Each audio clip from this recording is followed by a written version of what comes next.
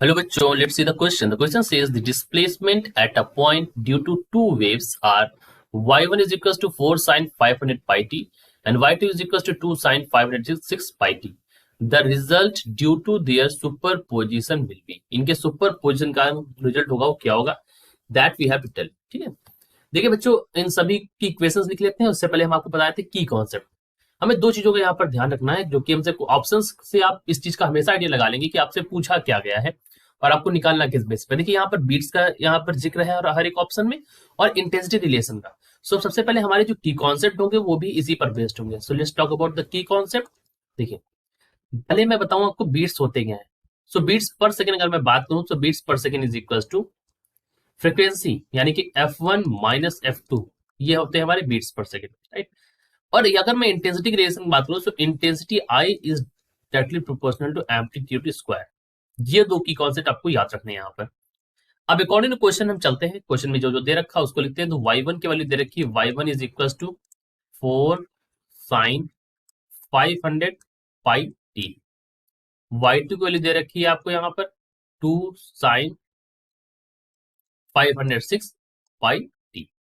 अब देखिए, एक जनरल इक्वेशन आपको पता होनी चाहिए वेव्स के केस में, that y is equal to a sine omega T.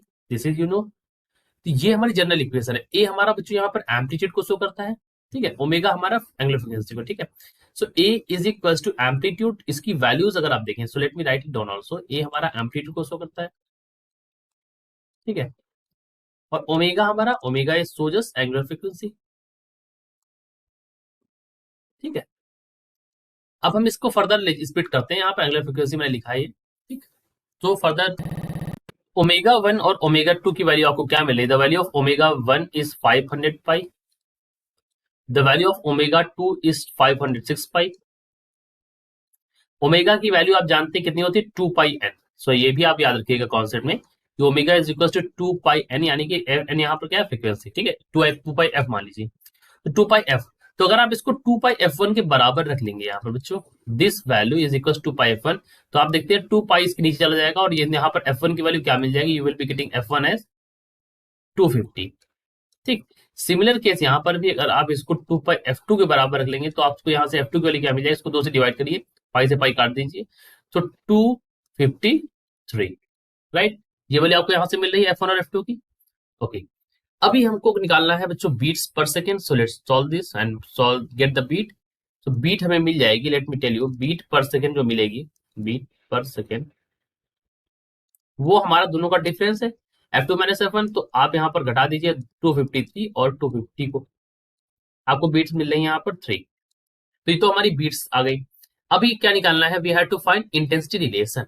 Intensity relation और मैक्सिमम और मिनिमम केस के लिए देखिए बच्चों, अगर हमें एम्पलीट्यूड मैक्सिमम निकालना, हम राइटिंग ओवर हियर, तो हम लिखते हैं a1 प्लस a2। अगर हमें एम्पलीट्यूड मिनिमम निकालना है तो हम लिखते हैं क्या? a1 minus a2। अपने क्वेश्चन में आप फिर से जाइए, इक्वेशन दी हुई इक्वेशन में, यहाँ पर एम्पलीट्यूड a1 4 है, a2 कितना दे रखा है? 2। तो इसको हम मानेंगे a1, इसको हम मान लेंगे a2, ठीक। सो अगर मैं मैक्सिमम एम्पलीट्यूड की बात करूं आपसे, तो कितना निकलेगा? So the maximum amplitude a max is equal to, देखिए 4 प्लस 2, यहाँ पर मिल जाएगा आपको 6। मिनिमम एम्पलीट्यूड की बात करूं आपसे, तो मिनिमम एम्पलीट्यूड कितना मिल रहा है आपको? 4 माइनस 2, यानी कि 2।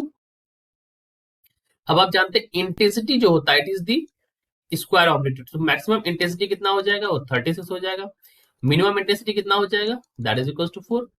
But we have to find the relation, that is ratio, ठीक है। अब हम रेशियो की फॉर्म में अगर इसको लिखना चाहें, सो मैं write this as I max to I minimum, value कितनी आ जाएगी? 36/4, दैट इज इक्वल टू 9, ठीक है। अब अपने ऑप्शन में चलिए, आप यहाँ पर हमको रिलेशन मिल गई। तो इन फर्स्ट ऑप्शन में कहा 3 बीट्स पर सेकंड, ये सही है, लेकिन यहाँ पर रिलेशन है कि 2 गलत हो गया।